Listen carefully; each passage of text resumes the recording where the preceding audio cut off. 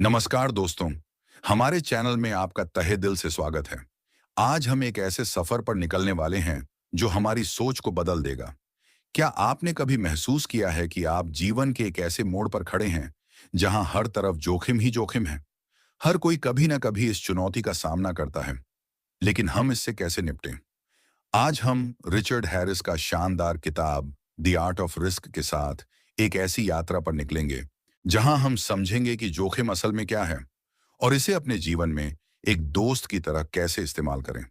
तो चलिए इस रोमांचक सफर की शुरुआत करते हैं। अध्याय 1, जोखिम का भ्रम। हमने कितनी बार डर के कारण खुद को कुछ नया करने से रोका है? हम अक्सर सोचते हैं कि हम जोखिमों को नियंत्रित कर सकते हैं, पर यह एक छलावा है, एक भ्रम। हम अपनी दैनिक दिनचर्या में, अपनी आदतों में और अपनी सोच में भी नियंत्रण की तलाश करते हैं।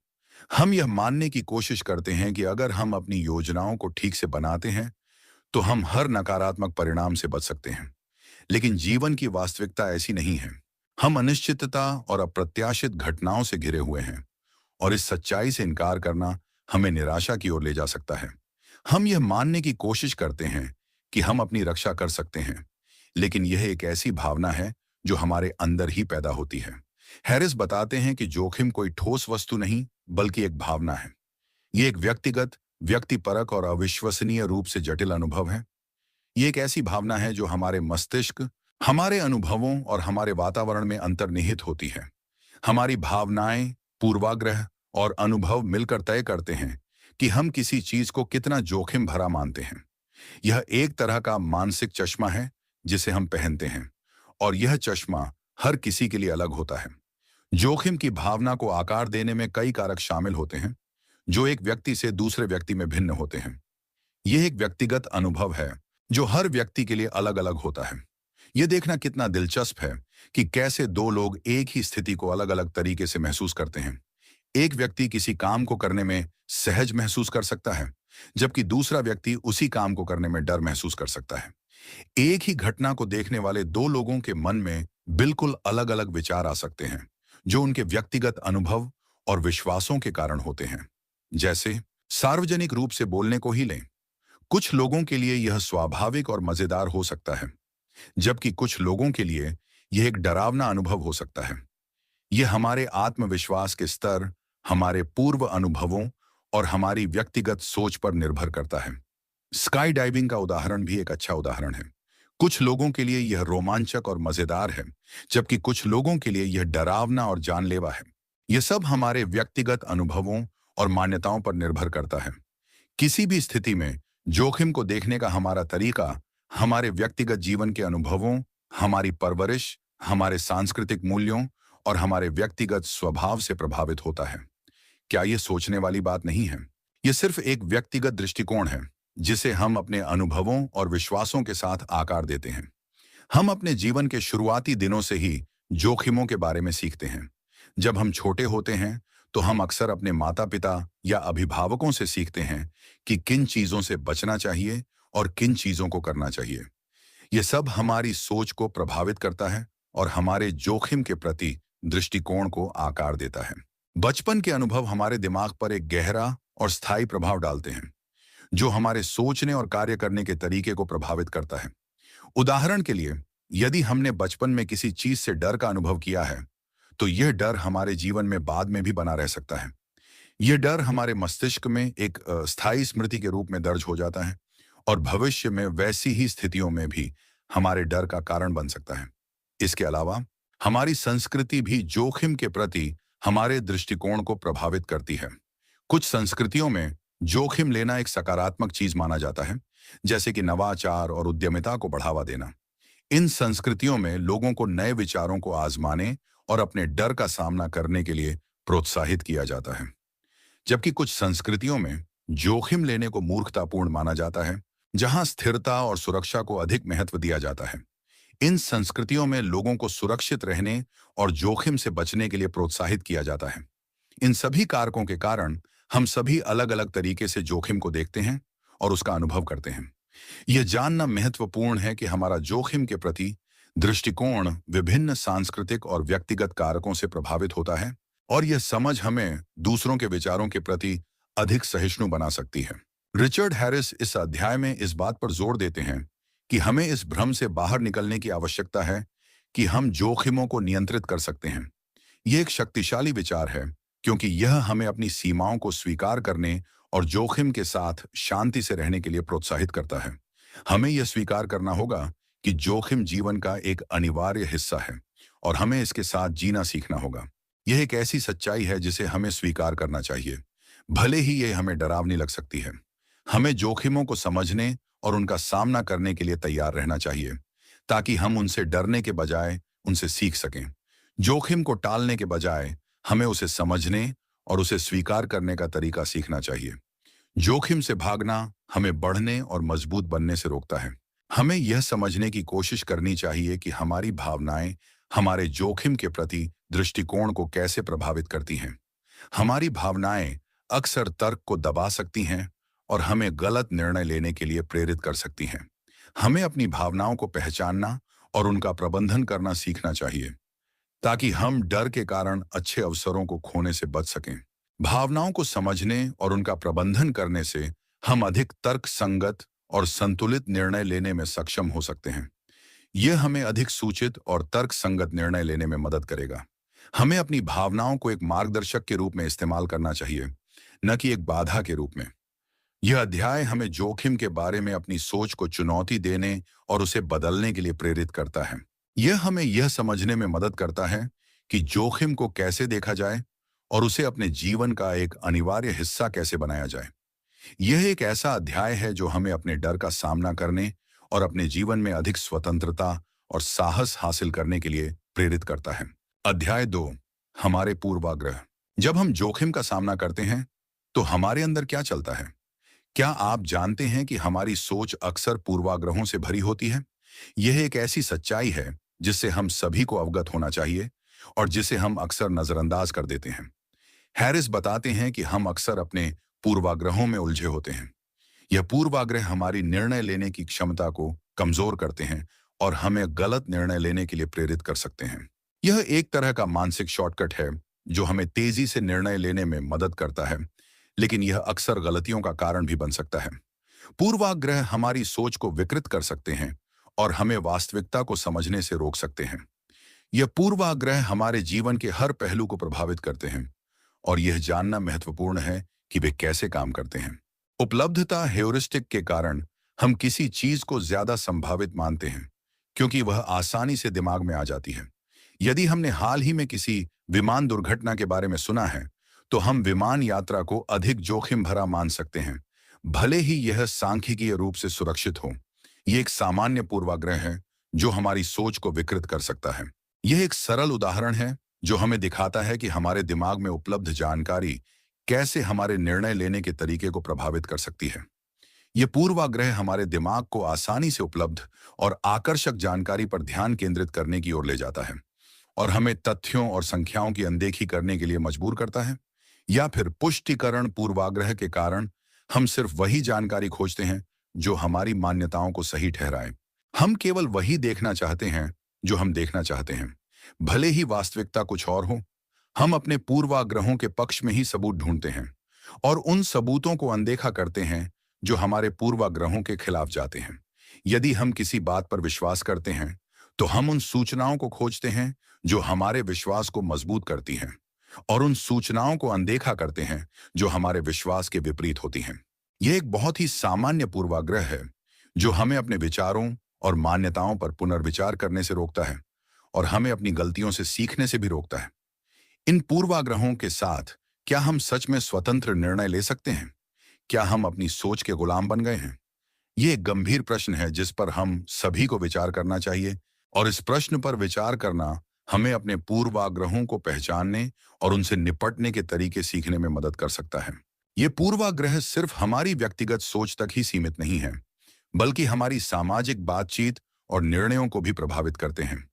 ये पूर्वाग्रह हमारे संबंधों, हमारे कार्यों और हमारे समाज को आकार देते हैं। हम अक्सर किसी व्यक्ति के बारे में त्वरित निर्णय लेते हैं केवल इसलिए क्योंकि वह हमारी अपेक्षाओं के अनुरूप नहीं दिखता। हम अक्सर दूसरों को उनकी जाति, धर्म, लिंग या सामाजिक स्थिति के आधार पर आंकते हैं।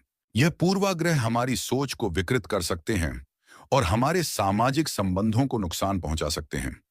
ये नस्लवाद, लिंग भेद और अन्य प्रकार के भेदभाव का कारण बन सकता है। पूर्वाग्रह हमारे समाज में असमानता और अन्याय का एक प्रमुख कारण है, और इससे लड़ने के लिए हमें अपने पूर्वाग्रहों को पहचानने और उनसे निपटने के लिए काम करने की आवश्यकता है।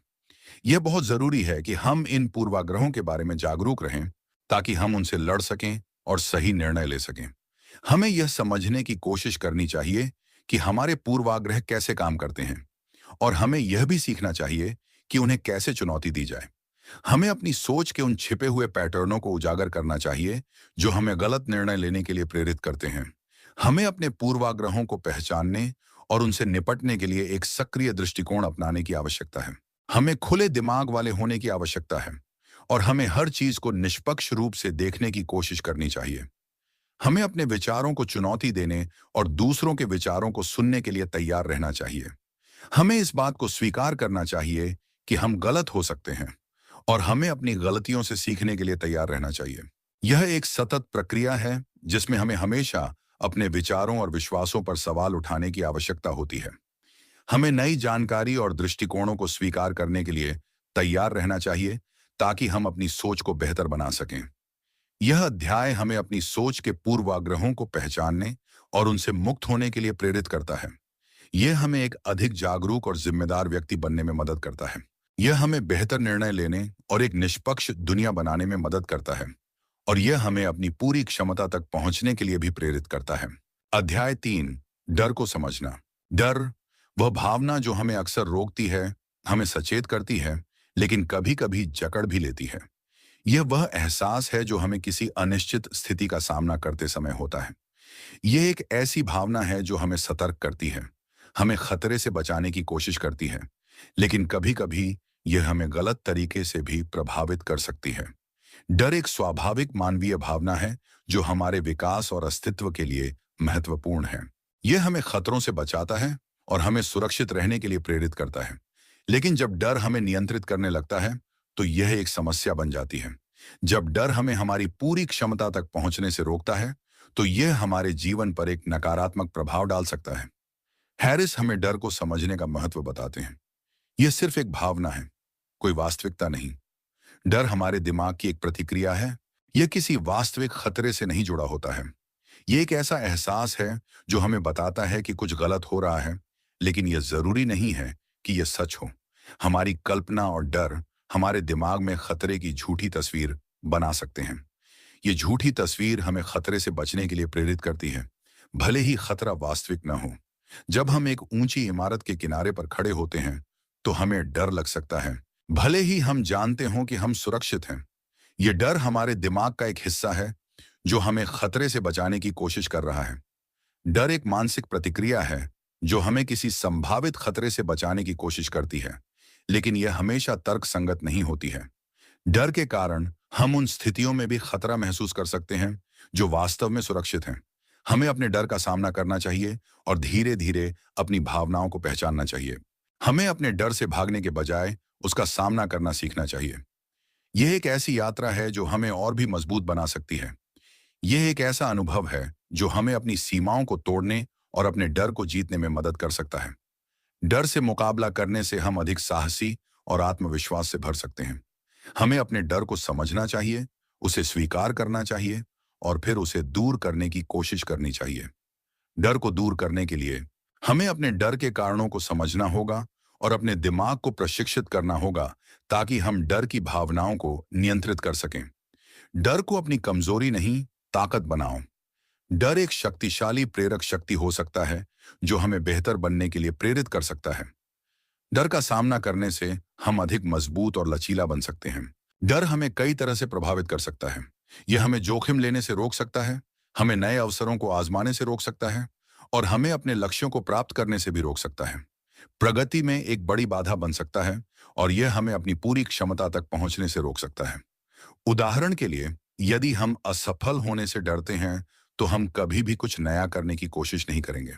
यह डर हमें अपनी पूरी क्षमता तक पहुंचने से रोक सकता है, और हमें एक संतोषजनक जीवन जीने से भी रोक सकता है। या यदि हम लोगों के सामने बोलने से डरते हैं, तो हम कभी भी किसी सार्वजनिक कार्यक्रम में भाग नहीं लेंगे। डर हमें एक सामाजिक जीवन जीने से भी रोक सकता है और हमें अपनी आवाज उठाने से रोक सकता है। डर हमारे जीवन को सीमित कर सकता है और हमें उन चीजों को करने से रोक सकता है जो हम वास्तव में करना चाहते हैं। इसीलिए हमें डर को समझना और उससे लड़ना सीखना बहुत जरूरी है। डर से लड़ने के लिए हमें अपने डर के कारणों को समझना होगा और अपनी सोच को सकारात्मक बनाना होगा। हमें यह जानना चाहिए कि डर कोई शत्रु नहीं है, बल्कि एक भावना है जिसे समझा और नियंत्रित किया जा सकता है। डर एक मानवीय भावना है जिसे हमें स्वीकार करना चाहिए और उसके साथ जीना सीखना चाहिए। हमें अपने डर को स्वीकार करना चाहिए और उसके साथ जीना सीखना चाहिए। यह एक ऐसी प्रक्रिया है जिसमें हमें अपने डर को स्वीकार करना और उसके साथ सामंजस्य स्थापित करना सीखना होगा, और इसे करने से हम एक अधिक संतुष्ट जीवन जी सकते हैं। यह अध्याय हमें अपने डर के साथ दोस्ती करने और उसे एक शक्तिशाली उपकरण के रूप में इस्तेमाल करने के लिए प्रेरित करता है। यह हमें अपने डर से डरने के बजाय उससे सीखने और उसे नियंत्रित करने की शक्ति प्रदान करता है, और यह हमें एक साहसी और आत्मविश्वास से भरा जीवन जीने के लिए प्रेरित करता है। अध्याय 4, डेटा और संभावना। अब भावनाओं से हटकर वास्तविकता की बात करते हैं। भावनाओं से परे हमें तर्क और डेटा की दुनिया में भी प्रवेश करना चाहिए। यह एक ऐसा कदम है जो हमें अधिक सूचित और तर्क संगत निर्णय लेने में मदद करता है। यह हमें अपनी भावनाओं पर नियंत्रण रखने और ठोस सबूतों पर ध्यान केंद्रित करने की शक्ति प्रदान करता है। हैरिस कहते हैं कि हमें डेटा और संभावनाओं पर ध्यान देना चाहिए। यह एक ऐसा दृष्टिकोण है जो हमें वास्तविकता को समझने में मदद करता है। यह हमें वास्तविकता को देखने और उसे समझने का एक नया तरीका प्रदान करता है। अंधविश्वासों के बजाय हमें ठोस सबूतों पर विश्वास करना चाहिए। यह एक ऐसी दुनिया है जहां ठोस सबूतों और तर्क पर जोर दिया जाता है, और यह हमें सही और गलत के बीच अंतर करने में मदद करता है। अक्सर हम अपनी भावनाओं या पूर्वाग्रहों के आधार पर निर्णय लेते हैं, जो कि हमेशा सही नहीं होता है। हमारी भावनाएं अक्सर हमें गलत दिशा में ले जा सकती हैं, और पूर्वाग्रह हमें वास्तविकता को समझने से रोक सकते हैं। डेटा और संभावनाओं का उपयोग करके हम अधिक तर्क संगत और सूचित निर्णय ले सकते हैं। यह एक ऐसी विधि है जो हमें अपने निर्णयों को बेहतर बनाने में मदद करती है, और यह हमें अधिक आत्मविश्वास के साथ निर्णय लेने में भी मदद करती है। उदाहरण के लिए, यदि हम यह जानना चाहते हैं कि कोई व्यवसाय सफल होगा या नहीं, तो हमें उस व्यवसाय से संबंधित डेटा और संभावनाओं को देखना चाहिए। हमें बाजार के आंकड़ों, ग्राहकों की प्रतिक्रिया और व्यवसाय की वित्तीय स्थिति का विश्लेषण करना चाहिए। हमें यह देखना चाहिए कि उस व्यवसाय में कितना मुनाफा है, कितने ग्राहक हैं और भविष्य में विकास की क्या संभावना है। यह डेटा हमें एक अधिक तर्क संगत निर्णय लेने में मदद कर सकता है और हमें सफलता की संभावना को भी बढ़ा सकता है। इसका मतलब यह नहीं है कि हमें हर चीज को एक गणितीय समस्या मानना चाहिए, लेकिन हमें अपने निर्णयों में तर्क का इस्तेमाल करना चाहिए।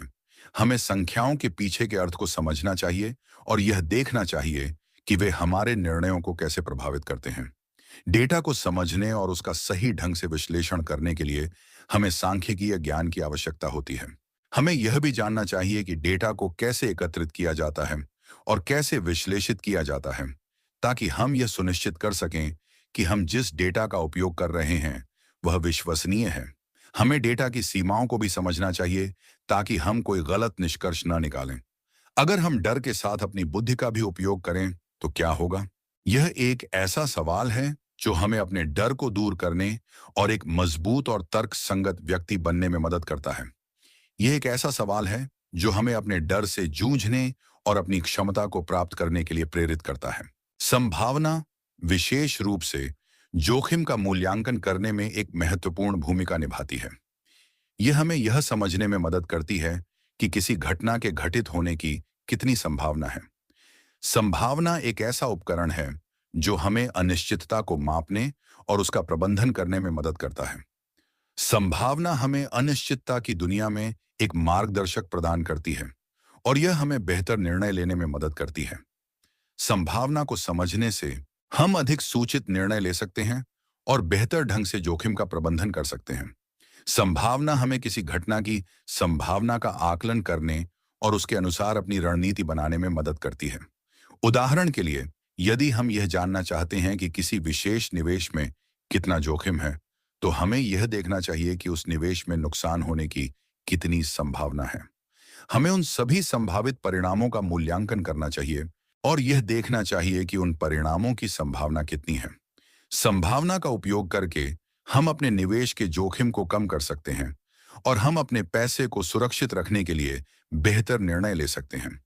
यह याद रखना महत्वपूर्ण है कि डेटा और संभावनाएं कभी भी पूर्ण नहीं होती हैं। वे केवल हमें एक अनुमान प्रदान करते हैं कि क्या हो सकता है। हमें हमेशा अपनी बुद्धि और अनुभव का उपयोग करना चाहिए और किसी भी निर्णय लेने से पहले सभी संभावित कारकों पर विचार करना चाहिए। हमें डेटा और संभावनाओं के साथ अपने अंतर्ज्ञान को भी उपयोग करना चाहिए ताकि हम एक संतुलित निर्णय ले सकें। हमें अपने ज्ञान और अनुभव को भी ध्यान में रखना चाहिए ताकि हम एक ऐसा निर्णय ले सकें जो हमें आत्मविश्वास दे और जो हमारे लक्ष्यों को प्राप्त करने में मदद करे। यह अध्याय हमें अपने निर्णयों में भावनाओं के साथ साथ तर्क और डेटा का उपयोग करने के लिए प्रोत्साहित करता है। यह हमें जोखिम को अधिक समझदारी से संभालने में मदद करता है और हमें एक मजबूत और तर्क संगत व्यक्ति बनने की दिशा में आगे बढ़ाता है और यह हमें अपने जीवन के हर पहलू में बेहतर निर्णय लेने में मदद करता है। अध्याय 5, जोखिम का आलिंगन। तो जोखिम को कैसे देखा जाए? क्या यह दुश्मन है जिसे हमें टालना है या एक दोस्त जिसे हमें गले लगाना है? यह एक ऐसा सवाल है जो हमें सोचने पर मजबूर करता है कि हम जोखिम को किस दृष्टिकोण से देखते हैं और यह हमें अपने जीवन में जोखिम के महत्व पर विचार करने के लिए प्रेरित करता है। हैरिस सिखाते हैं कि जोखिम को एक अवसर की तरह देखना चाहिए। यह एक ऐसा दृष्टिकोण है जो हमें जोखिम को एक चुनौती के रूप में देखने और उसे स्वीकार करने के लिए प्रेरित करता है। यह हमें विकसित होने और कुछ नया सीखने का मौका देता है। जोखिम हमें नए अनुभवों को प्राप्त करने और अपनी सीमाओं को तोड़ने का अवसर देता है और यह हमें अधिक मजबूत और लचीला बनाने में मदद करता है। बिना जोखिम लिए हम कभी भी अपनी सीमाओं को नहीं जान पाएंगे। जोखिम लेने से हमें अपनी क्षमता का पता चलता है और हमें यह पता चलता है कि हम क्या कर सकते हैं। जोखिम हमें अपनी ताकत और कमजोरियों का पता लगाने और उनसे सीखने का अवसर प्रदान करता है। यह हमें अपनी पूरी क्षमता तक पहुंचने का भी एक तरीका है। उदाहरण के लिए, यदि हम कोई नया व्यवसाय शुरू करना चाहते हैं तो हमें जोखिम लेना होगा। हमें अपनी नौकरी छोड़नी होगी, पैसे निवेश करने होंगे और कई अनिश्चितताओं का सामना करना होगा। लेकिन यदि हम सफल होते हैं तो हम अपने जीवन में एक बड़ा परिवर्तन ला सकते हैं। जोखिम लेने से हम नई संभावनाओं को खोल सकते हैं और अपने जीवन को बेहतर बना सकते हैं। यह हमें एक ऐसा जीवन बनाने में मदद करता है जो सार्थक और संतोषजनक हो। हमें उन संभावनाओं का स्वागत करना चाहिए जो हमारा इंतजार कर रही हैं। हमें कभी भी जोखिम से डरना नहीं चाहिए, बल्कि उसका स्वागत करना चाहिए। हमें उन अवसरों को स्वीकार करना चाहिए जो हमें अपनी सीमाओं को चुनौती देने और कुछ नया करने के लिए प्रेरित करते हैं। हमें जोखिम लेने से नहीं डरना चाहिए, बल्कि हमें इसका स्वागत करना चाहिए। जोखिम लेने से हमें आत्मविश्वास मिलता है और यह हमें मजबूत बनाता है। यह हमें एक बेहतर व्यक्ति बनने में मदद करता है। जोखिम लेने से हम अपने डर को दूर कर सकते हैं और खुद को अधिक सक्षम महसूस कर सकते हैं और यह हमें अपने जीवन के नियंत्रण में रहने में मदद करता है। आगे बढ़ो और दुनिया को दिखा दो कि तुम क्या कर सकते हो। ये एक शक्तिशाली संदेश है जो हमें जोखिम लेने और अपने जीवन को बेहतर बनाने के लिए प्रेरित करता है। ये हमें अपनी पूरी क्षमता तक पहुंचने और अपने सपनों को पूरा करने के लिए प्रेरित करता है। जोखिम को आलिंगन करने का अर्थ है कि हमें उन चुनौतियों को स्वीकार करना चाहिए जो हमारे रास्ते में आती हैं। हमें उन परिस्थितियों में भी आगे बढ़ते रहना चाहिए जब हम डर महसूस करते हैं। जोखिम को स्वीकार करना एक साहसिक कदम है जो हमें अपनी सीमाओं को तोड़ने और आगे बढ़ने में मदद करता है। यह जानना जरूरी है कि हर जोखिम सफलता में नहीं बदलता है, लेकिन हर जोखिम हमें कुछ सिखाता है। असफलता एक ऐसा अनुभव है जो हमें मूल्यवान सबक सिखा सकता है और यह हमें भविष्य में बेहतर निर्णय लेने में मदद कर सकता है। यदि हम किसी जोखिम में असफल होते हैं तो हमें निराश नहीं होना चाहिए। हमें उस असफलता से सीखना चाहिए और आगे बढ़ना चाहिए। असफलता हमें अपनी गलतियों को सुधारने और आगे बढ़ने का अवसर प्रदान करती है और यह हमें एक मजबूत और लचीला व्यक्ति बनने में मदद करती है। हमें हमेशा सकारात्मक दृष्टिकोण रखना चाहिए और यह विश्वास करना चाहिए कि हम सफल हो सकते हैं।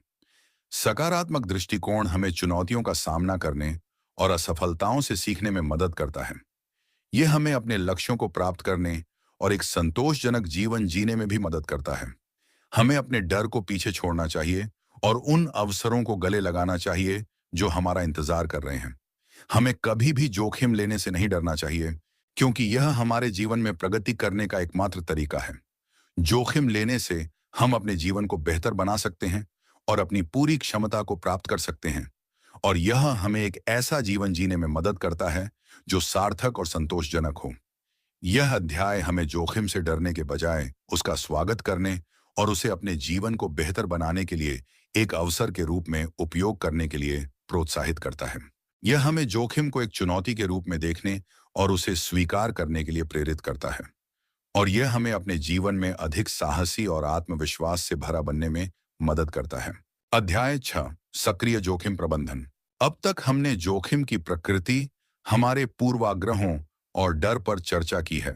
अब हम एक कदम आगे बढ़ते हैं और यह सीखते हैं कि कैसे हम जोखिम को सक्रिय रूप से प्रबंधित कर सकते हैं।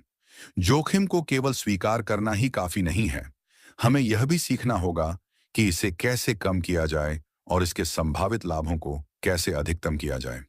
सक्रिय जोखिम प्रबंधन एक ऐसी प्रक्रिया है जिसमें हम संभावित जोखिमों को पहचानते हैं, उनका मूल्यांकन करते हैं और उन्हें कम करने या उनसे बचने के लिए योजना बनाते हैं।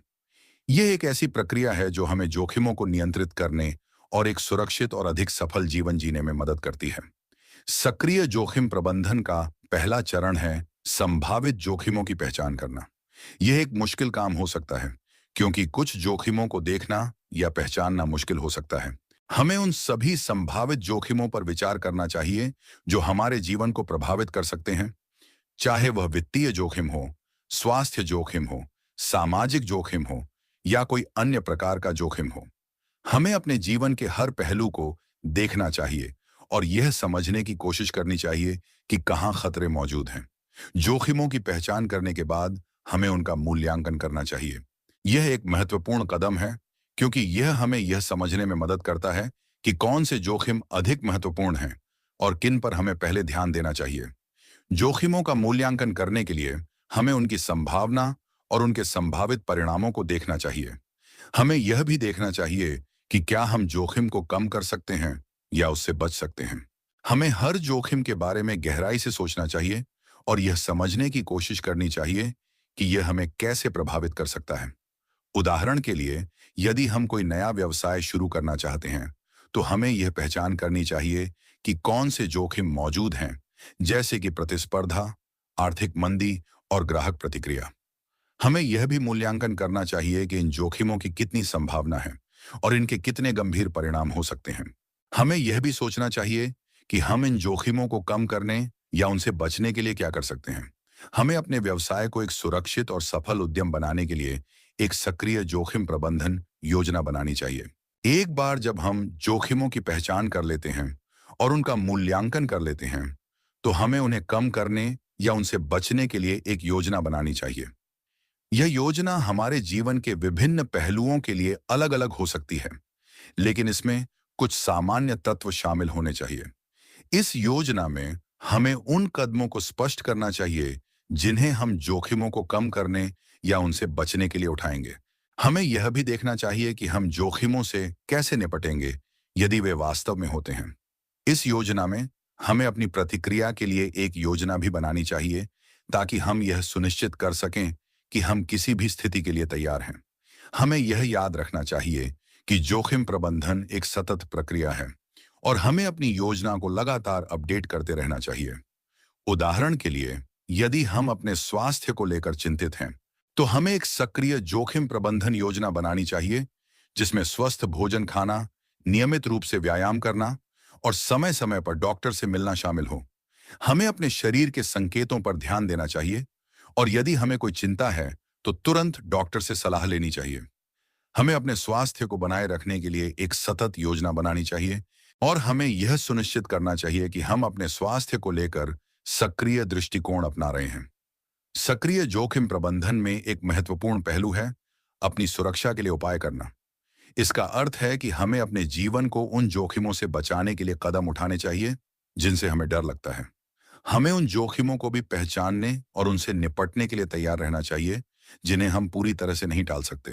सुरक्षा के उपायों में उचित बीमा, सुरक्षा उपकरणों का उपयोग और आपातकालीन योजनाओं की तैयारी शामिल हो सकती है। हमें अपने जीवन को हर संभव खतरे से बचाने के लिए हर संभव प्रयास करना चाहिए।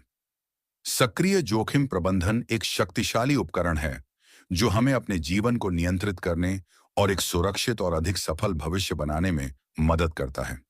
यह हमें जोखिमों को स्वीकार करने और उनसे निपटने का तरीका सिखाता है, और यह हमें अपने डर पर काबू पाने के लिए प्रेरित करता है।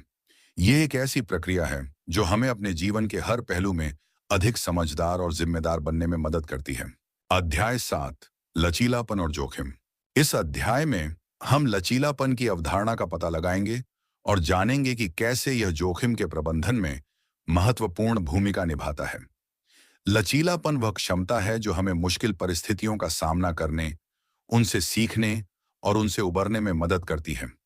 ये एक महत्वपूर्ण गुण है जो हमें अपने जीवन में आने वाली चुनौतियों का सामना करने के लिए तैयार करता है।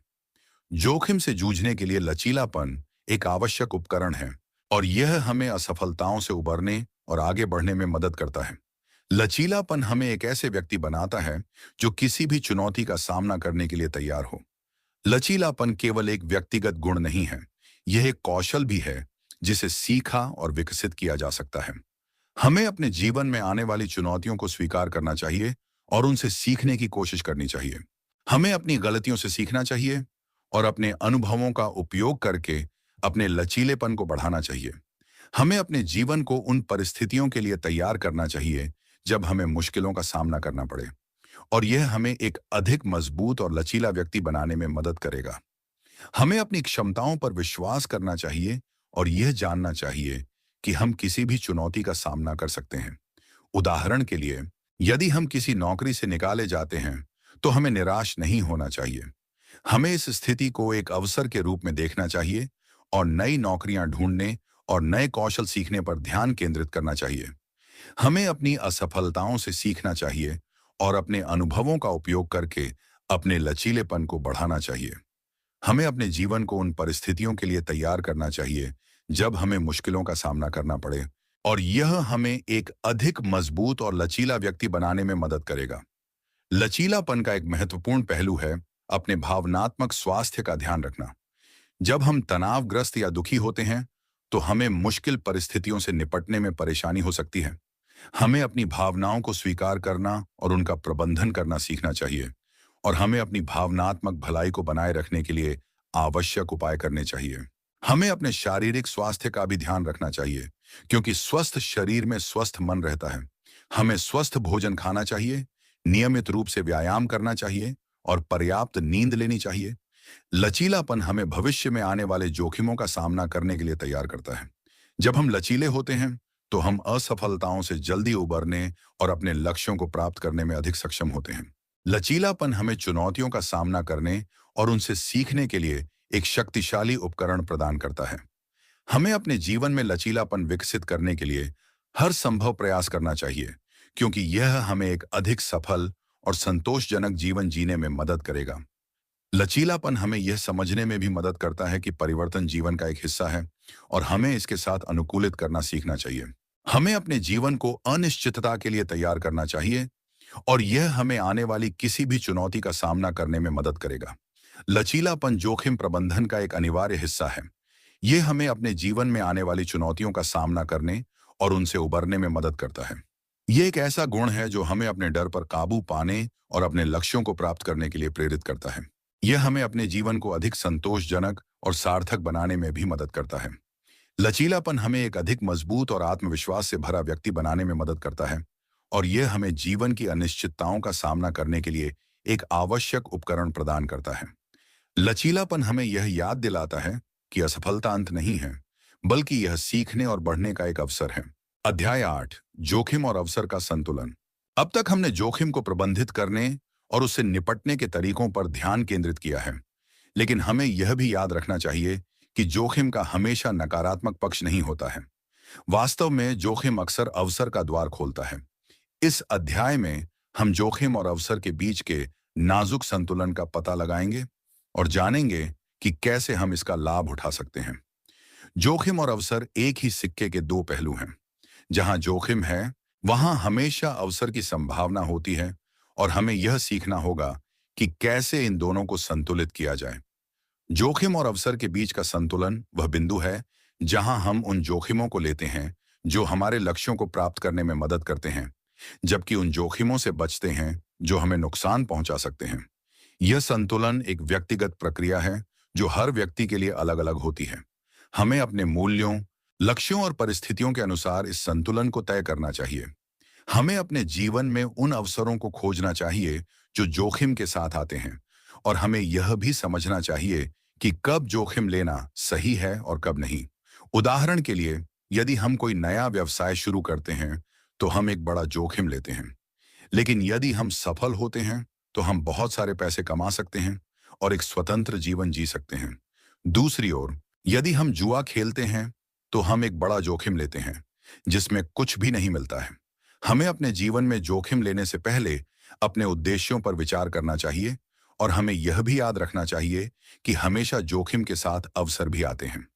हमें यह समझने की आवश्यकता है कि कब जोखिम लेना उचित है और कब नहीं। जोखिम और अवसर के बीच का संतुलन एक सतत प्रक्रिया है। हमें हमेशा अपने जोखिमों और अवसरों का मूल्यांकन करते रहना चाहिए और अपनी रणनीति को बदलते रहना चाहिए। हमें अपने जीवन के हर पहलू में यह संतुलन खोजने की कोशिश करनी चाहिए, चाहे वह हमारा करियर हो, हमारे रिश्ते हों या हमारे व्यक्तिगत लक्ष्य हों। हमें अपने जीवन को इस तरह से जीना चाहिए कि हम अपने उद्देश्यों को प्राप्त कर सकें और जोखिमों से बच सकें। हमें यह भी याद रखना चाहिए कि हर अवसर जोखिम के साथ नहीं आता है और हर जोखिम अवसर के साथ नहीं आता है। हमें अपने जीवन में मिलने वाले अवसरों को सावधानी से चुनना चाहिए, और हमें उन जोखिमों से बचना चाहिए जो हमें नुकसान पहुंचा सकते हैं। हमें अपने जीवन में मिलने वाले अवसरों को सावधानी से चुनना चाहिए, और हमें उन जोखिमों से बचना चाहिए जो हमें नुकसान पहुंचा सकते हैं। हमें हमेशा अपने निर्णय लेने से पहले जोखिम और अवसरों का मूल्यांकन करना चाहिए, और हमें यह सुनिश्चित करना चाहिए कि हम जो भी कर रहे हैं वह हमारे मूल्यों और लक्ष्यों के अनुरूप है। जोखिम और अवसर का संतुलन एक महत्वपूर्ण कौशल है जो हमें एक सफल और संतोषजनक जीवन जीने में मदद करता है। यह हमें यह सिखाता है कि कब जोखिम लेना सही है और कब नहीं, और यह हमें अपने जीवन के हर पहलू में बेहतर निर्णय लेने के लिए प्रेरित करता है। यह हमें अपने जीवन को नियंत्रित करने और अपने सपनों को पूरा करने के लिए एक शक्तिशाली उपकरण प्रदान करता है, और यह हमें यह भी याद दिलाता है कि जीवन एक संतुलन है जिसे हमें हमेशा खोजने की आवश्यकता है। अध्याय 9, जोखिम की कला का अभ्यास। अब तक हमने जोखिम को समझने और प्रबंधित करने के विभिन्न पहलुओं पर चर्चा की है।